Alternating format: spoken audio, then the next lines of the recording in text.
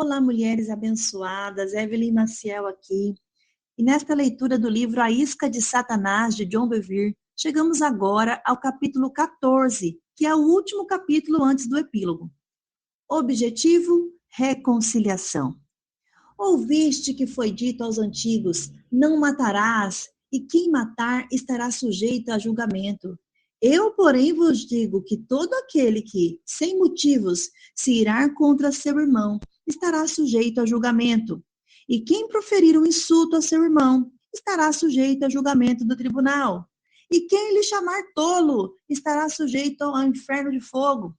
Se, pois, ao trazeres ao altar a tua oferta, ali te lembrares de que teu irmão tem alguma coisa contra ti, deixa perante o altar a tua oferta, vai primeiro reconciliar-te com teu irmão, e então, voltando, faze a tua oferta. Mateus 5, do 21 ao 24. Esta citação vem do Sermão da Montanha. Jesus iniciou dizendo: ouvistes que foi dito aos antigos. Depois, ele disse: eu, porém, vos digo. Jesus continua a comparação ao longo deste trecho de sua mensagem. Primeiro, ele cita a lei, que regula as nossas atitudes externas. Depois, ele mostra o seu cumprimento, trazendo-a para o nível do coração. Assim, aos olhos de Deus, um assassino não se limita à pessoa que comete assassinato. Ele também é aquele que odeia seu irmão. Aquilo que você é no seu coração é quem você realmente é. Jesus descreve claramente as consequências da ofensa em seu sermão. Ele ilustra a gravidade de se guardar ira ou amargura por causa de uma ofensa.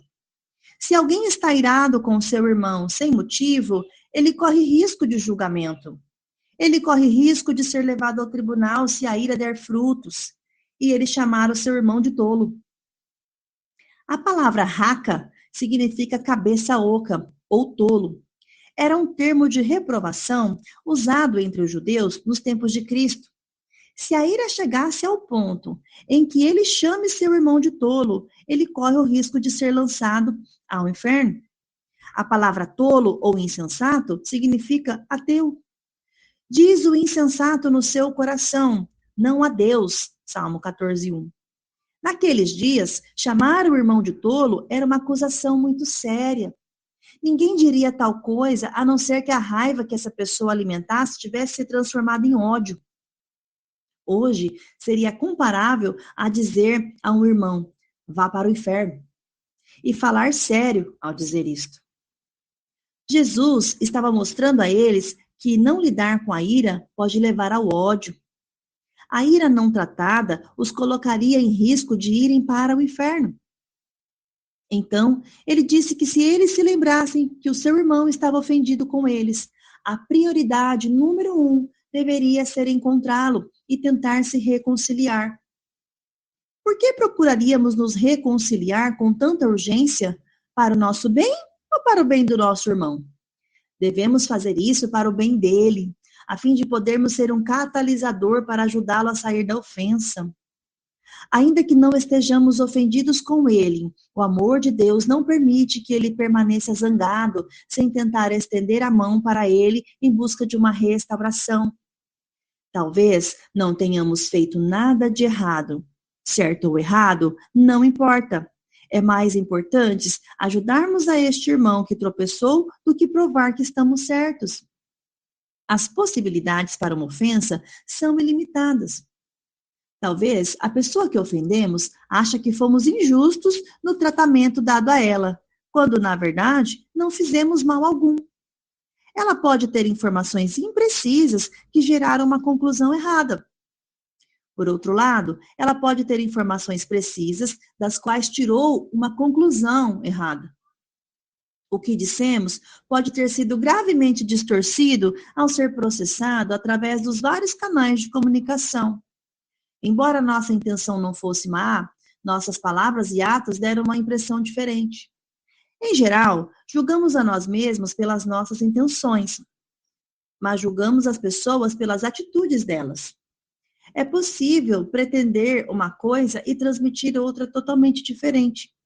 Às vezes, os nossos verdadeiros motivos são habilmente ocultos até mesmo de nós.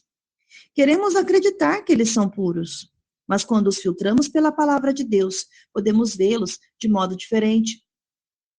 Finalmente, talvez tenhamos pecado contra aquela pessoa. Estávamos zangados ou sob pressão e ela suportou o impacto de tudo. Ou talvez essa pessoa tenha nos atacado com palavras de forma constante e intencional e estejamos dando troco na mesma moeda. Não importa o que tenha causado a ofensa. O entendimento dessa pessoa ofendida está obscurecido e ela baseou as suas conclusões em suposições, no que ouviu dizer e nas aparências, enganando-se, embora acredite que tenha tido discernimento dos nossos verdadeiros motivos. Como podemos ter um julgamento preciso sem termos informações precisas? Devemos ser sensíveis ao fato de que ela acredita de todo o seu coração que foi injustiçada. Seja qual for o motivo pela qual ela se sente assim, devemos estar dispostos a nos humilharmos e a pedir perdão. Jesus está nos exortando a nos reconciliarmos, ainda que a ofensa não seja culpa nossa.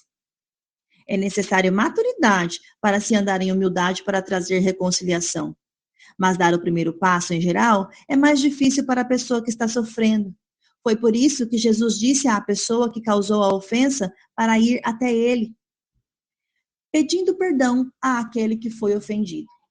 O apóstolo Paulo disse: assim, pois, seguimos as coisas da paz e também as da edificação de uns para com os outros. Romanos 14, verso 19. Isto demonstra como devemos nos aproximar de uma pessoa a quem ofendemos. Se nos aproximarmos com uma atitude de frustração, não promoveremos a paz. Só tornaremos as coisas difíceis para aquele que está magoado. Devemos manter uma atitude de buscar a paz através da humildade à custa do nosso orgulho. Esta é a única maneira de vermos a verdadeira reconciliação. Em certas ocasiões, aproximei-me de pessoas que havia ferido ou que estavam zangadas comigo, e elas me atacaram com palavras. Elas me disseram que eu era egoísta, sem consideração, orgulhoso, rude, áspero e muito mais. A minha reação natural foi dizer: não, não sou. Você é que não me entende. Mas, quando eu me defendo, isso só alimenta o fogo da ofensa. Isso não é buscar a paz. Defender a nós mesmos e os nossos direitos jamais trará a verdadeira paz. Em vez disso, aprendi a ouvir, a manter a minha boca fechada até que eles tenham dito o que precisam dizer. Se eu não concordar, faço-a saber que respeito o que disseram e que irei repensar minhas atitudes e minhas intenções. Depois, digo que sinto muito por tê-las ofendido. Outras vezes, elas estão corretas na avaliação que fazem a meu respeito. Então admito: você tem razão, peço que me perdoe. Mais uma vez, trata-se simplesmente de nos humilharmos para promover a reconciliação. Talvez tenha sido por isso que Jesus disse nos versículos seguintes: entra em acordo sem demora com o teu adversário, enquanto estás com ele a caminho, para que o adversário não te entregue ao juiz, o juiz ao oficial de justiça, e sejas recolhidos à prisão. Em verdade te digo que não sairás dali enquanto não pagares o último centavo. Mateus 5, do 25 ao 26. O orgulho defende, a humildade concorda e diz: você tem razão, eu agi assim, por favor me perdoe.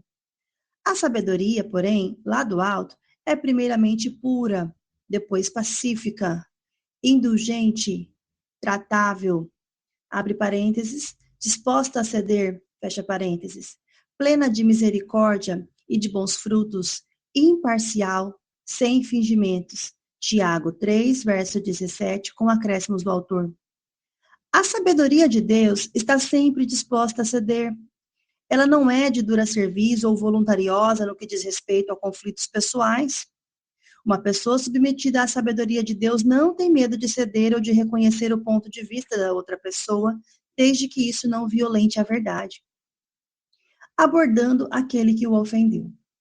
Agora que falamos sobre o que fazer quando ofendemos nosso irmão, vamos refletir sobre o que fazer se o nosso irmão nos ofender.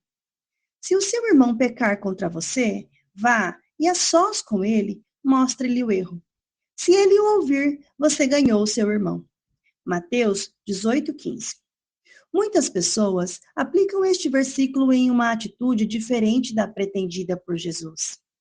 Se elas foram magoadas, elas vão e confrontam o ofensor com um espírito de vingança e ira. Usam este versículo como justificativa para condenar aquele que as feriu. Mas elas não compreendem o verdadeiro motivo pelo qual Jesus nos instruiu a irmos procurar o nosso irmão. Não é para condenação, mas para reconciliação. Ele não quer que digamos ao nosso irmão o quanto ele foi mal para conosco. Devemos ir até ele para remover a brecha que impede a restauração do nosso relacionamento. Esse é um paralelo do modo como Deus restaura a nossa comunicação com ele. Pecamos contra Deus, mas ele prova o seu próprio amor para conosco pelo fato de ter Cristo morrido por nós, sendo nós ainda pecadores. Romanos 5:8. Estamos dispostos a baixar a nossa guarda e a morrermos para o orgulho a fim de sermos restaurados àquele que nos ofendeu? Deus estendeu a mão para nós antes que pedíssemos o seu perdão. Jesus decidiu nos perdoar antes que sequer reconhecêssemos que o havíamos ofendido. Embora ele tenha estendido as mãos para nós, não podíamos ser reconciliados com o Pai até que recebêssemos a sua palavra de reconciliação. Ora, tudo provém de Deus, que nos reconciliou consigo mesmo por meio de Cristo e nos deu o ministério da reconciliação, a saber, que Deus estava em Cristo reconciliando consigo o mundo, não imputando aos homens as suas transgressões, e nos confiou a palavra da reconciliação. De sorte que somos embaixadores em nome de Cristo, como se Deus exortasse por nosso intermédio. Em nome de Cristo, pois, rogamos que vos reconcilieis com Deus. 2 Coríntios 5, do 18 ao 20. A palavra da reconciliação parte do pressuposto comum de que todos pecamos contra Deus. Não desejamos a reconciliação ou a salvação, a não ser que saibamos que existe uma separação. No Novo Testamento, os discípulos pregavam que as pessoas haviam pecado contra Deus. Mas por que dizer às pessoas que elas pecaram? Para condená-las? Deus não condena. Porquanto Deus enviou seu Filho ao mundo, não para que julgasse o mundo, mas para que o mundo fosse salvo por ele. João 3, verso 17. Para que percebam o seu estado, se arrependam dos seus pecados e peçam perdão? O que leva os homens ao arrependimento? A resposta encontra-se em Romanos 2, verso 4. Ou desprezas a riqueza da sua bondade e tolerância e longanimidade, ignorando que a bondade de Deus é que te conduz ao arrependimento? ênfase do autor. A bondade de Deus nos leva ao arrependimento. O seu amor não nos deixa condenados ao lago de fogo. Ele provou o seu amor enviando Jesus, seu único filho, para a cruz, para morrer por nós. Deus estende a sua mão primeiro, embora tenhamos pecado contra ele. Ele nos estende a mão, não para nos condenar, mas para nos restaurar, para nos salvar. Uma vez que devemos imitar a Deus, conforme Efésios 5:1, devemos estender a reconciliação a um irmão que peca contra nós. Jesus estabeleceu este padrão. Vá até ele, lhe mostre o seu pecado, não para condená-lo, mas para remover qualquer coisa que exista entre vocês dois e assim poderem ser reconciliados e restaurados. A bondade de Deus dentro de nós atrairá o nosso irmão ao arrependimento e trará a restauração do relacionamento. Rogo-vos, pois, eu, prisioneiro no Senhor, que andeis de modo digno da vocação a que fostes chamados, com toda a humildade, mansidão, com longanimidade, suportando-vos uns aos outros em amor, esforçando-vos diligentemente por preservar a unidade do Espírito no vínculo da paz. Efésios 4, do 1 ao 3.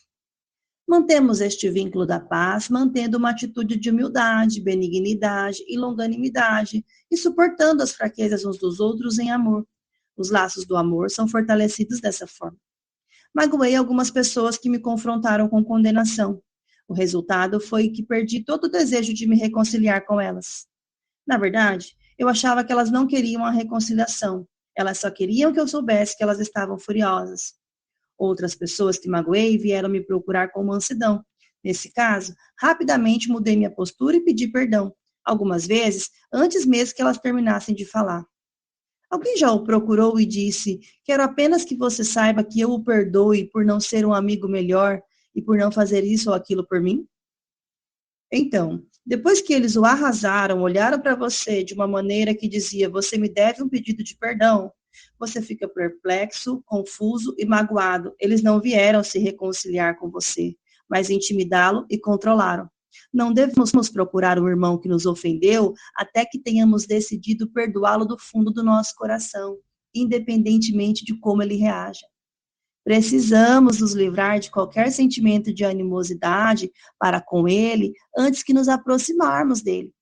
Se não fizermos isso, provavelmente reagiremos com esses sentimentos negativos e o magoaremos em vez de curá-lo. O que acontece se temos a atitude correta e tentamos nos reconciliar com alguém que pecou contra nós, mas ele ou ela não quer ouvir? Se, porém, não te ouvir, toma ainda contigo uma ou duas pessoas, para que pelo depoimento de duas ou três testemunhas, toda a palavra se estabeleça. E se ele não os atender, dize-o à igreja.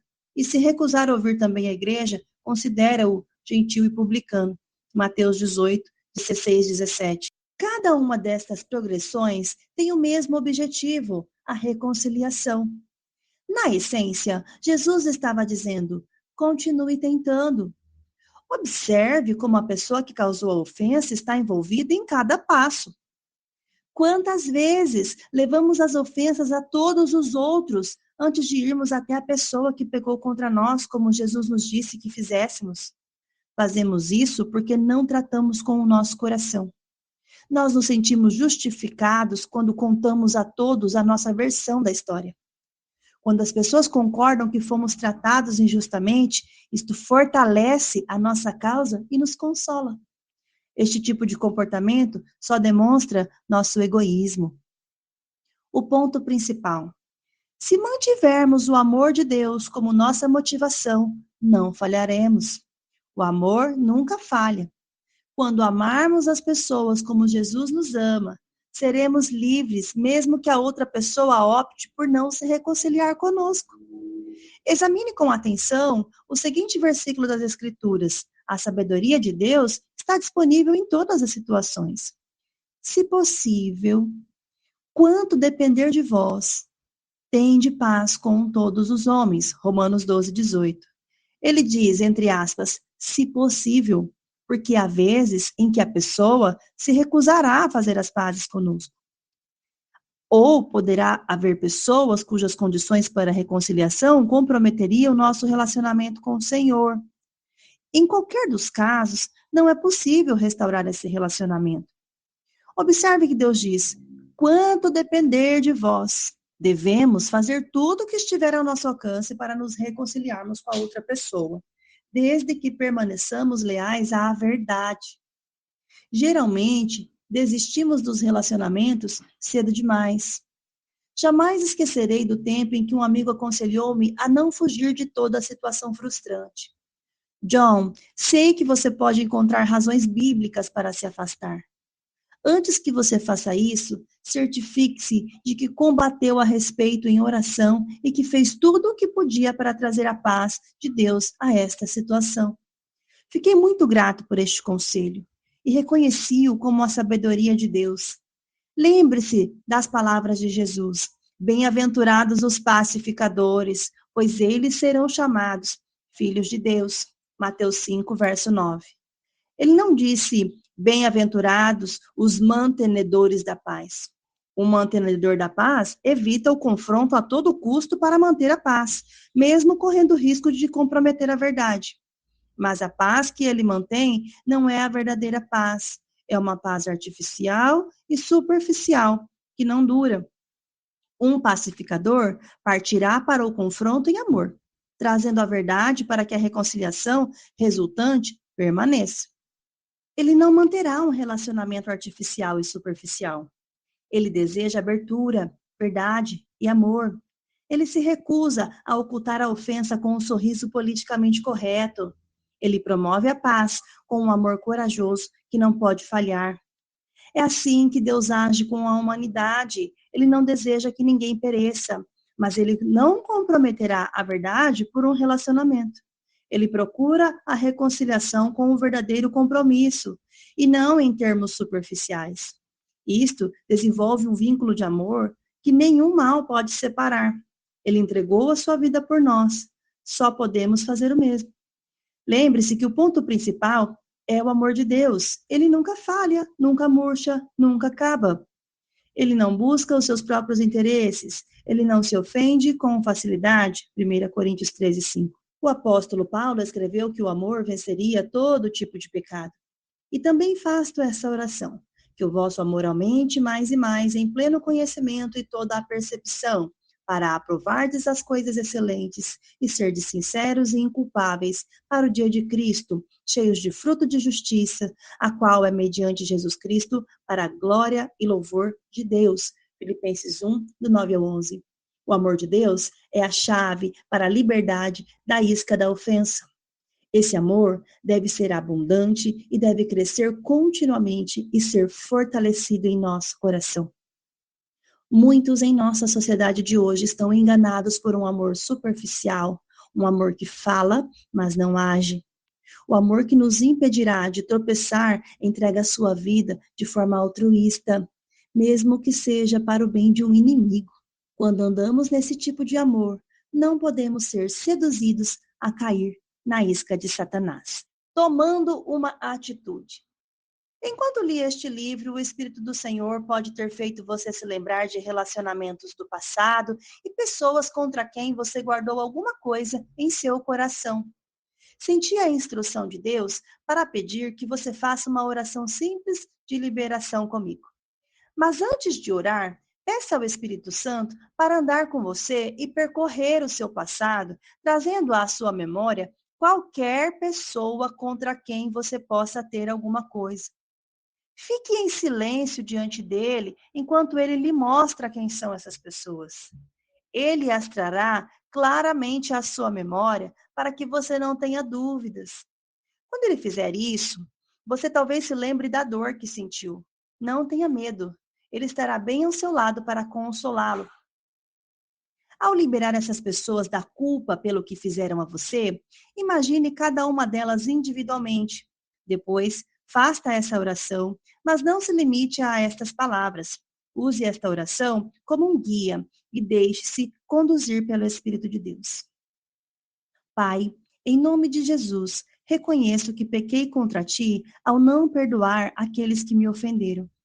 Arrependo-me disso e peço o teu perdão. Também reconheço minha incapacidade de perdoá-los sem a tua ajuda. Portanto, do fundo do meu coração, eu escolho perdoar. Coloque o nome das pessoas, libere cada uma delas individualmente. Coloco debaixo do sangue de Jesus tudo o que essas pessoas fizeram contra mim. Elas não me devem mais nada. Cancelo todos os pecados delas contra mim. Pai Celestial, como meu Senhor Jesus pediu que tu perdoasses aqueles que haviam pecado contra ele, eu oro para que o teu perdão alcance aquelas que pecaram contra mim.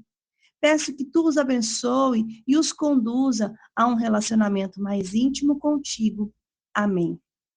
Agora, escreva o nome das pessoas que você liberou em um diário e registre que nesta data você tomou a decisão de perdoá-las.